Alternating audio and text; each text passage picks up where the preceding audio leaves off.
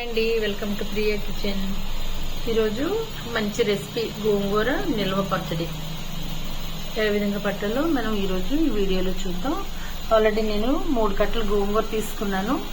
ఇది కడిగి ఆరబెట్టేసాను. నేను చక్కగా ఇలాగ 2 అవర్స్ పైన అవుతుందండి. ఇలాగ తడి లేకుండా ఆరిపోయింది అనమాట. నెక్స్ట్ ఏంటంటే ఈ నిల్వ పచ్చడికి, గోంగూర నిల్వ పచ్చడికి కావాల్సిన ఇంగ్రీడియంట్స్ అనమాట. ఇవి చింతపండు, ఎండుమిర్చి 100 గ్రామ్స్ తీసుకున్నాను నేను. ఆవాలు, మెంతులు, జీలకర్ర, ధనియాలు, శనగపప్పు, మినపప్పు, తాలింపుకి సరిపడా పోపు దినుసులు అనమాట. ఇది నెక్స్ట్ వీడియోలో చూద్దాం. పానీ పెట్టి స్టవ్ ఆన్ చేస్తానండి. పానీ హీట్ అయింది. ఆవాలు చల్లగా అయిన తర్వాత పౌడర్ చేసుకోవాలండి. ఇందులో కొంచెం అవి వేపడానికి, ఎండుమిర్చి, పోపు దినుసులన్నీ వేపడానికి కొద్దిగా ఆయిల్ పోస్తానండి. శనగపప్పు ఒక స్పూన్, ధనియాలు కూడా వేస్తున్నానండి. ధనియాలు కూడా ఒక స్పూన్ వేసాను. శనగపప్పు, మినపప్పు, ధనియాలు కొంచెం వేగిన తర్వాత జీలకర్ర వేసుకోవాలి, లేకపోతే మాడిపోతుందండి. నూనెలో ఎండుమిర్చి వేస్తున్నానండి. ఎండుమిర్చి కూడా వేగిపోయినాయి. ఇప్పుడు ఇదే ఆయిల్లో కడిగి ఆరబెట్టుకున్న గోంగూర వేస్తాం. ఇప్పుడు ఈ ఆవాలు, మెంతులు మెత్తగా పౌడర్ చేసుకుందాం. ఇది ఇలా సరిపోతుందండి. ఎండుమిరపకాయలు, పప్పు దినుసులు కూడా ఇలాగ మనం మిక్సీ పట్టేసుకోవాలన్నమాట. చింతపండు చూడండి ఇలా సాఫ్ట్ గా ఉడకబెట్టేసుకోవాలి. ఇది గోంగూర చక్కగా ఇట్లా ఉడికిపోయింది. ఆయిల్ ఇలా ఫ్రై చేస్తానన్నమాట. దీన్ని చూడండి, మిరపకాయలు, పప్పు దినుసులన్నీ ఇలాగా బాగా మెత్తగా కాకుండా కొంచెం బరగ్గా ఇలా మిక్సీ పట్టుకోవాలి. చింతపండు సాఫ్ట్ గా కుక్ అయిన తర్వాత ఇది కూడా కొంచెం ఒక్కసారి ఇలా మిక్సీ పెట్టుకోవాలండి.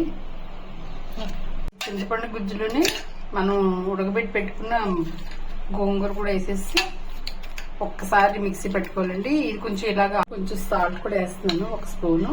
కావాలంటే తర్వాత వేసుకోవచ్చు. ఇప్పుడు పచ్చడి పోపుకండి ఆయిల్ వేస్తున్నాను. ఇది పచ్చడి తాలింపుకి ఆయిల్ మరిగి పోపు దినుసులు కూడా వేస్తున్నాను. ఇందులో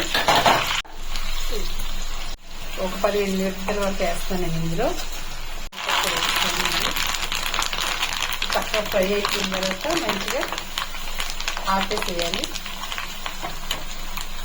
చూడండి, అన్ని మంచిగా ఫ్రై అయిపోయినాయి. స్టవ్ ఆపేస్తాను. ఇది చల్లగా అయిన తర్వాత పచ్చడిలో కలుపుదాం. ఇప్పుడు మనం మిక్సీ పెట్టుకున్న పౌడర్లన్నీ ఇందులో కలుపుకుందాం. ఇది మిరపకాయలు, పప్పులు ఫ్రై చేసుకున్నాయి అనమాట. ఇందులో గోంగూర కలిపేద్దాం.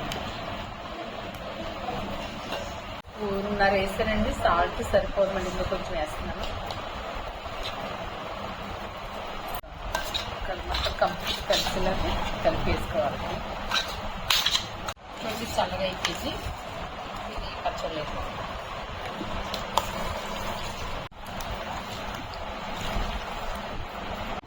చూస్తున్న పచ్చడి ఎంత బాగుందో. చక్కగా మీరు ఈ విధంగా పట్టుకోండి, ట్రై చేయండి. కొత్తగా పెట్టే వాళ్ళకి కూడా చక్కగా కుదిరిపోతుంది. ఇది ఈ రకంగా ట్రై చేయండి, తినండి, ఎంజాయ్ చేయండి. మరి నా ఛానల్ని కొత్తగా చూసుకొని సబ్స్క్రైబ్ చేయండి, లైక్ చేయండి, షేర్ చేయండి. Thank you. మరి కొత్త రెసిపీతో మళ్ళీ మీ ముందు ఉంటాను. Thank you. చూడండి, ఇలా నేను ఈ డబ్బాలో పెట్టేశాను. ఇలా మూత పెట్టేసుకుని ఉంచుకుంటే ఎన్ని రోజులైనా చక్కగా నిల్వ ఉంటుందన్నమాట.